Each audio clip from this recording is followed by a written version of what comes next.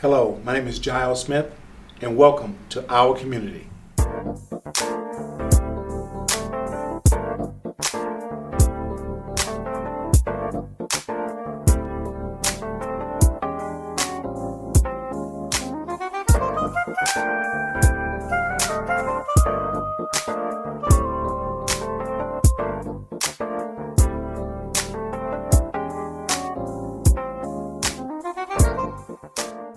Okay, we're a 26-bed shelter, 24 hours, 7 days a week.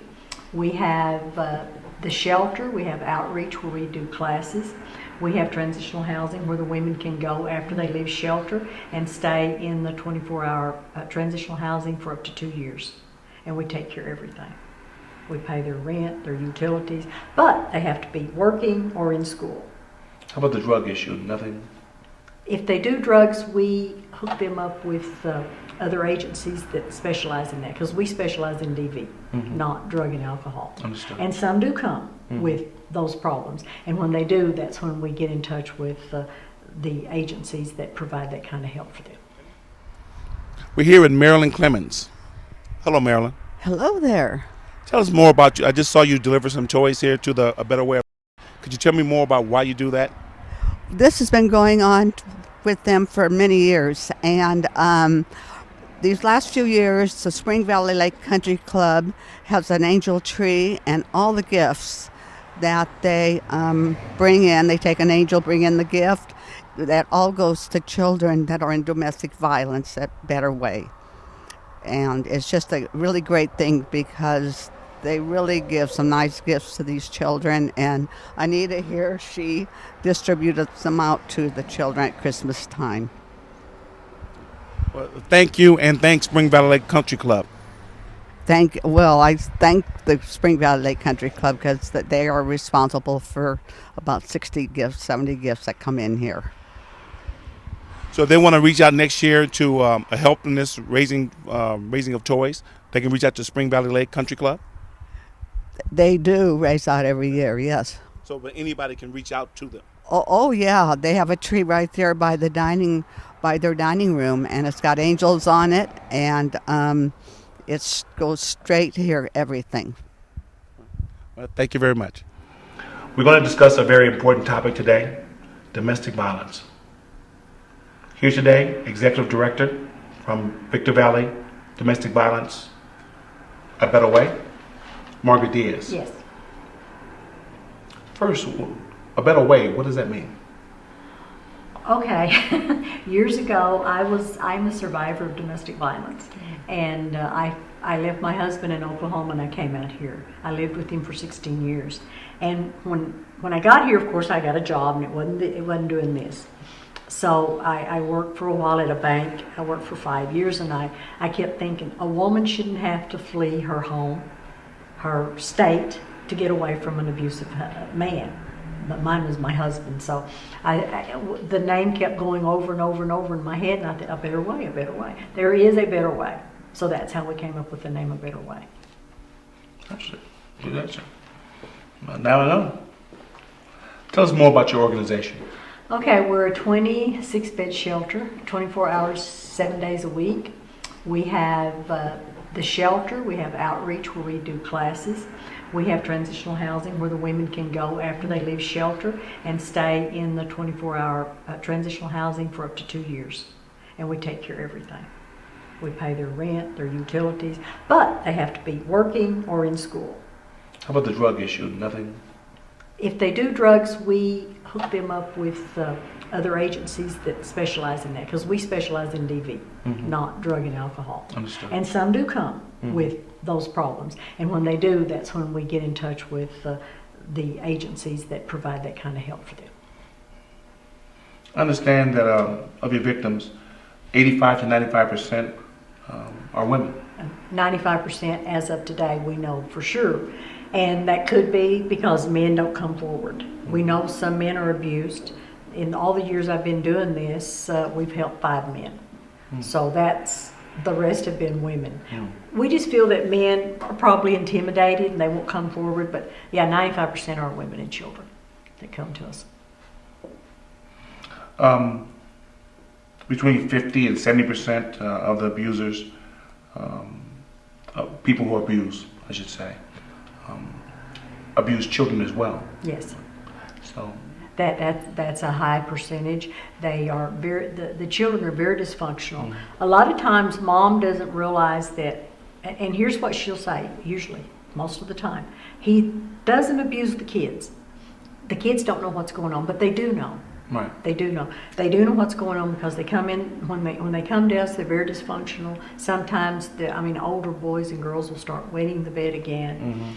I've seen a little 9-year-old boy get out of his bed and get in the bed where mom is, put his arm around her to stay close to her. So we do know that it does affect the children. And a lot of times mom will say, but he never does that. But just think, if you're in that kind of situation and you see mom getting beat up, it's going to affect the children. And it does in school, in health, eating disorders. Like I said, everything comes back to the children. Well, when you said that, I started thinking, if a son sees his mother in that situation, he's probably more likely to act that same way when he gets older. Yes. And if a daughter sees the mother in that situation, she begins to think it's normal. Yeah. That shows how he shows he loves me, It et does. cetera. That exactly right. Children believe that it's okay, and if mom stays in it, that just gives them 100% chance of marrying an abusive man or being an abuser yourself.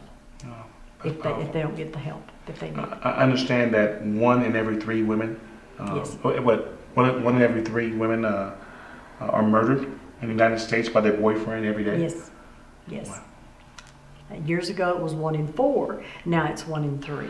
So we figure with education, women are getting more aware. I don't have to live in this. I can get out. Yeah. And usually he will stalk her up to 30 days is the most dangerous for her to leave. Once she leaves, and then that 30-day time period, he will stalk her, call her, try to find her, kill her, Go to her job. Kidnap her. Those are some of the signs you're looking for. Yes, within the 30 days that she's left. Right. I think it's very powerful and important for a lady to know that she can actually have a place to go. Yes, shelter. And you need that piece of the puzzle, or they're less likely to make that move. Very true. A lot of women don't, and then there again, years ago, women stayed because there wasn't shelters. There wasn't a lot of shelters. There were a few, but we were wide spaced out. Here in San Bernardino County, there's 7 of us. There's 7 shelters, and we're all probably anywhere from 18 to 27 beds. Some larger, depending on the area you're in, because we're, like I said, 26 beds, and then there's another shelter that is 26 beds, and then Barstow has one that is, I think, 18 beds. So we can help them, and we can move them back and forth into different areas. We move women all over the state, all over the country if we have to. Right, just to protect them. To get her out of the area. Now, we traditionally talk about male-female relationships, but there are other kind of relationships. Yes. There are gay and lesbian Yes. relationships, and you help those people as well. We do. We help them. They just don't come forward as much, and probably because discrimination. That what will they think? How will they react to me being a gay, the gay community? But we do get calls. We get a lot of calls from the gay men where his partner's abusing him. And we try to walk them through what's available for them. And we won't put them in our shelter, but we'll put them in a motel. And then there's a shelter in Lancaster that will take men. And then we will transport them up there. Well, when someone makes a decision to leave, what's some of the things they should take? Well, if they call, usually some women, when they're planning on leaving, they'll call the hotline and they'll say, what do I need to do? And we usually tell them, get your ID, get the children's shot records, school records, whatever you can, put in an overnight bag, try to hide it where he won't find it, or where he is not suspicious of you. If you have a card, get one of the cards, checking account, leave $5 in there, take all the money. Right. But we're doing it for her benefit. Right. Because she doesn't want to, a lot of women don't want to leave just penniless because they don't know what the shelter offers. Right. And a lot of people don't know what our shelter offers unless they're there. And then they see, hey, we provide everything for our women and kids. Food, clothing, everything is for them. If they don't have medicine, we'll get it for them. Mm-hmm. We do everything for them. We transport all of our women. Our women are never walking the streets. We transport them everywhere they go. You're never alone, and somebody's with them the whole time. Yeah, somebody's with them. You made me a little nervous when you said take the most of the money with $5, but I'm beginning to understand what you're talking about. In a lot of situations, the man is the primary breadwinner, and if he's that controlling, then maybe he has not allowed her to have access to the checking account. True. So those are the situations over time you've learned. So therefore, that's why your reaction. Yeah. Well, exactly who are abusers? Could be your pastor, it could be your teacher, it could be the guy in the grocery store, it can be the postman, it can be your brother, it can be your father, it can be your sister, it can be anybody, the guy next door. You never know. You know any signs? Is there any signs that we can tell if a person's an abuser or a person is being abused? Well, what we tell most of them to watch out for is if control, doesn't want her to work. And if she does, he likes to pick her job. Now, my ex-husband didn't want me to work around a lot of men. He liked for me to work in hospitals, you know, with mostly women. And he would take me to work and pick me up. Those are some signs where, and then he would go grocery shopping with me. His name was on our checking account. I didn't have any money. Even though I worked, I would just give it to him and then he would go and deposit it. Wow. So this is why, because I've been there and done that, this is why I tell the women, this is how you need to act, to react this way. Well, what can our community do to help? Oh, we need money. We need money. Education, really. Because I don't want to see any woman go through what I went through for 16 years. If it's at all possible, get out. You don't have to. Yeah. I didn't know there was help available where I was at. And there probably was, it's just I wasn't educated. I did not know there were shelters. I did not know there was a safe place I could go. Because I went to my family, and then after you use up your family and your friends, you have no other place to go. Right. You have to go. And on the average, a woman will leave 8 times before we get her. Right. Usually. She's Right. used up her family and her friends and everybody. And then she'll decide, well, maybe I'll go to that shelter. And we hope they do. But the social impact, especially when there's children involved, is enormous. We wonder why is kids bullied. Part of the issue with bullying is because they see violence at the house, and they bring it right back to the school, and they get you involved. Well, if you don't know a different way of living, it's all they know. I mean, little Jimmy may not know that Johnny's not being beat up at home, and he assumes that he's being abused the same way he's being abused.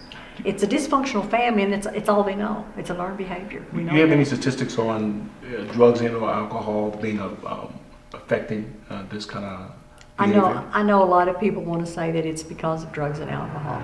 I'm not saying it's not, but not every case is. I think it's an escape for him to beat her up. And so he'll get drunk or he'll do drugs, and then he'll say, I'm sorry, because I know my ex-husband did. He would get drunk and beat me up, but he didn't have to be drinking to beat me up. Right. And I knew that. It was always my fault. Why? What can I do different to keep him from doing this? Can I stop him from drinking? Can I stop him from doing drugs? And no, I couldn't. I realize that now. But at that time, I didn't, because I was there and I just wanted to know what was wrong with me. I needed to be fixed, not him. Until a psychiatrist told me that I wasn't crazy. He said, there's nothing wrong with you. I think you're in a situation that most people will find themselves in. Yeah. The bottom line is, from a male perspective, they may feel self-esteem issues. They lost their job. Yeah. It's not my fault. They lash out as the closest person to them, who's probably the person helping them the most. And they look for, to avoid reality. They may get into drugs and alcohol, but it's a self-esteem issue. It is. They want to blame somebody else. They made some bad decisions in their life early. Maybe they didn't finish school, and now the employer decided to fire you because you weren't working as hard as you should have, or you didn't come to work, or whatever. And it's the wife's fault. It's always her and her children. It's always they're the ones at home. It's their fault, and you just don't realize it until they've been there and done that. And we always try to tell them, you can't change him. You cannot stop him from hitting you. No matter how much you change, no matter how you cook or how you look, you're not going to change his attitude. We cannot change him. He has to change that himself. No matter how much you love them. Right. Yeah. Love, Yeah. love A lot of people reach out to their churches, local churches, for stuff like this. Have you worked well with them, or? We do with some churches. A lot of churches donate to us, and they understand what we do. They come and they give them Bibles. We just don't allow a lot of ministry in our church because of the different religions. Understood. And we can't force her into go. I can't force a woman to go to a church that she doesn't believe. I agree. This is not my belief. Right. So we just keep that out. But the churches do know that this is how we are, and that we accept Bibles, gifts, whatever, and then we give them to, and we let them know who gave them, Right. and then they can write thank you notes, yes, to them. Um, And they're free to go to any church they want to go to. well, that's good. That's good. yes. How can we find out more about your organization? Or our hotline is 24/7, and it's 760-955-8723, and that is 24 hours a day. Someone is there to answer it. Is there anything else you want to say to the people? Just that we appreciate the whole high desert and for them helping us as much as they have. And if you have any money you want to give it to us.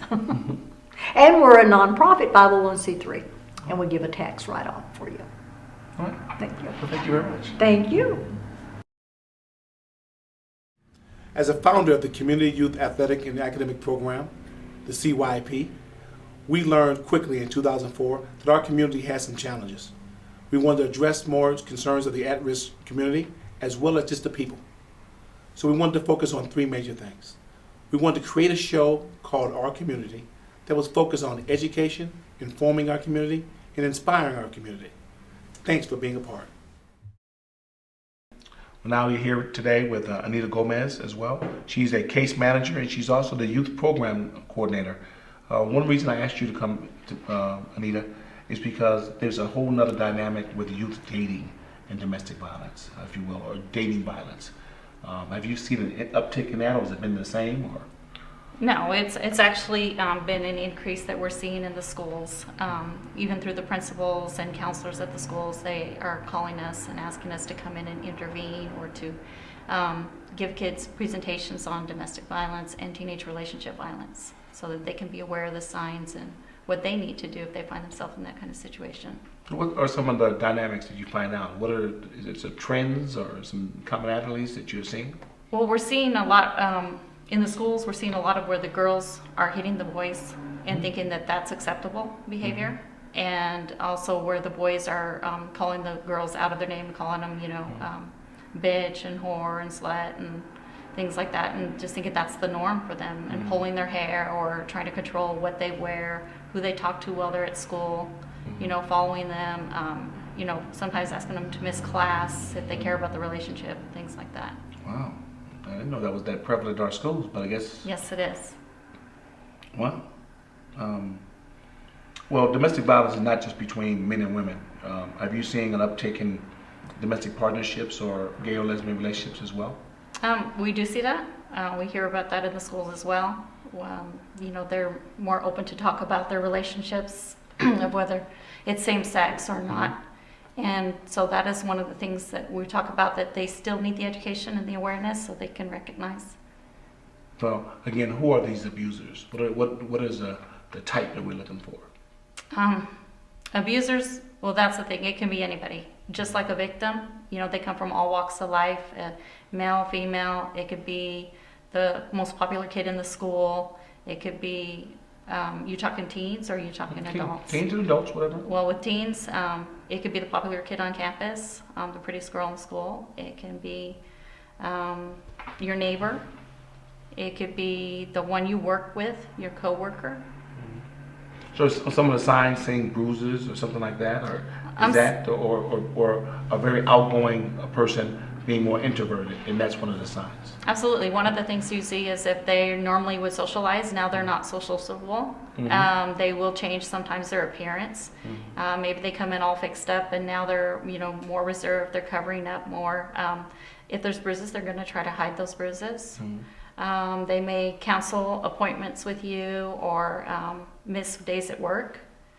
A lot of victims will call off work a lot because they don't want anyone else to see if they can't cover those bruises should they get hit in the face or something. What about the children? If a person, as an adult or a teen, decides to leave, what about the children? What extra stresses are they going to go through? Are they? Do you worry about their school going to the same schools?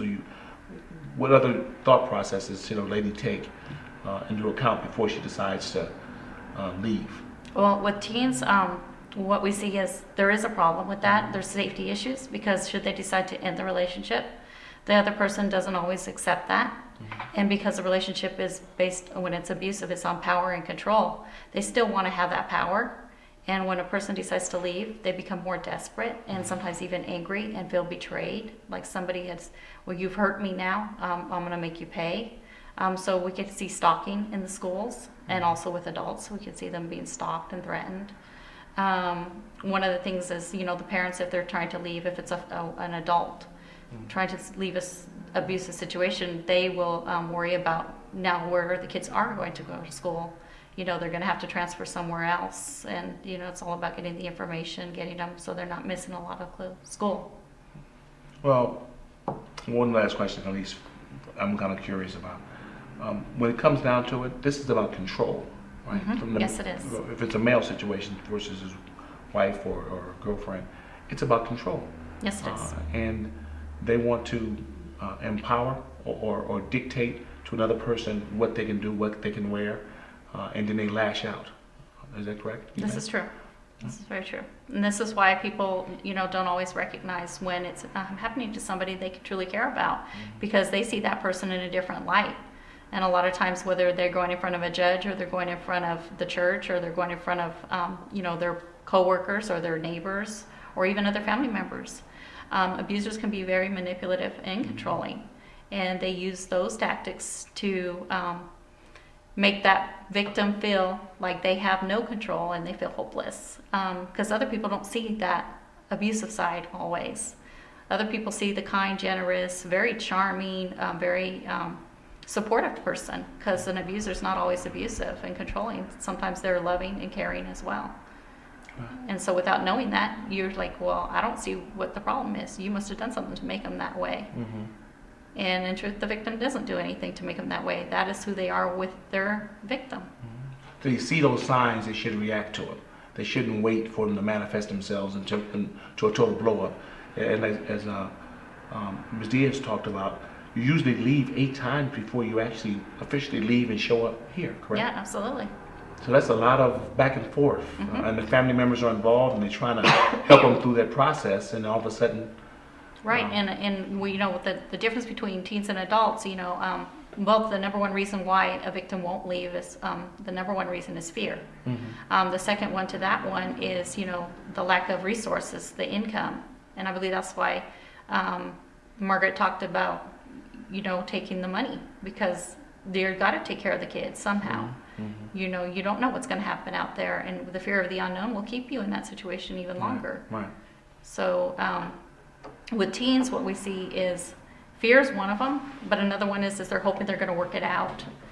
There's also shame and embarrassment. If they do leave, what about their friends? What are they going to say? Someone's going to make them feel, responsible for that relationship being that way. So they share that.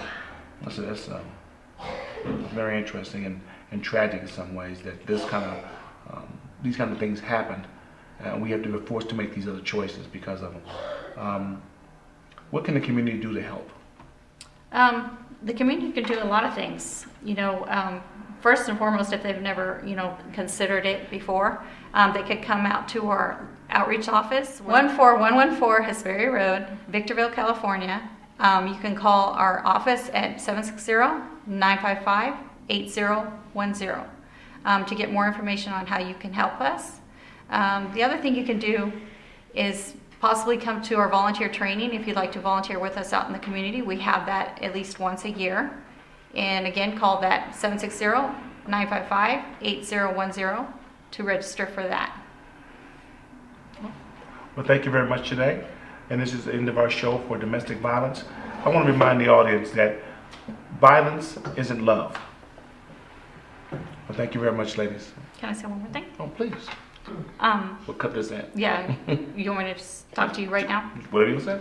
Okay, I just want to say one of the ways the community has come out to help, this is our holiday season, and we have several people that have come to help us. I believe you met Marilyn earlier from Yes. Spring Valley Lake. She's just one of the organizations that has helped us throughout the holiday season. And so our holidays are made easier for our families that come through us by the work that people in the community do. And one of the things I did want to share is we're talking a lot, we've been out in the schools recently with the youth, and Granite Hills High School did the Socks in the Box for us. They collected, just the students and the teachers and staff at that school collected over 2,000 pair of socks for us, which is huge. And that was through Socks in the Box. And so we have an abundance of socks, and we are so grateful to them, and that's part of what the community does. And also some students at Silverado High School gathered some canned goods for us, and these are things that we can appreciate. And believe it or not, even though you think it's not a big deal and it's not making a big difference, it makes a huge difference. So any little thing that you do is going to make a huge difference in their lives. And thank you so much for all your support. And here's a look at our next episode as Giles talks with our guests Jan Vitro and Beth Burt about autism in our community. It was very challenging, not only in the fact that I knew nothing about this diagnosis, that I had to teach myself about it. There wasn't anybody there to basically tell me what I needed to do, where to go. There was no manual on how to be able to help this or to fix it. So there was thousands of hours, again, that were involved in trying to educate myself on it, trying to keep a family going. The family dynamics with a lot of the parents and caregivers that I've worked with, there's major stresses in the immediate family between the parents. You know, there's the father who always wants to be able to fix things, and he's not really sure how to be able to fix things. Financially, there's a burden on the family as well, because normally one of the parents needs to be able to stop working, or at least to try to find part-time work around what they need to do for that child. Parents. There's over 30 different treatments right now for autism, and it's confusing because number one, you're trying to figure out what is autism and what does this mean to my family. Number two, what are the treatments? How do I make my child better? And then number three, how do I pay for it? The most common treatments right now that we call the gold standards, the ones that have had the scientific proof, are ABA, which is the behavior therapy, speech therapy, occupational therapy, physical therapy, but there's a number of other therapies out there depending on what the signs and symptoms are for the parents, and depending how they want to pay for it. Some of it's not covered by schools or insurance or our local regional center. Tell us more about this Asperger's syndrome. Some changes coming down the pipe? It is. We've got the Diagnostic Statistic Manual of DSM-5, which is going to be released next year. And right now it's proposed that they're going to be removing Asperger's from that. It's going to be autism spectrum disorder. So there's no more PDD-NOS, there's no more Asperger's. Everything's going to be lumped together with autism spectrum disorder. And it's pretty controversial right now.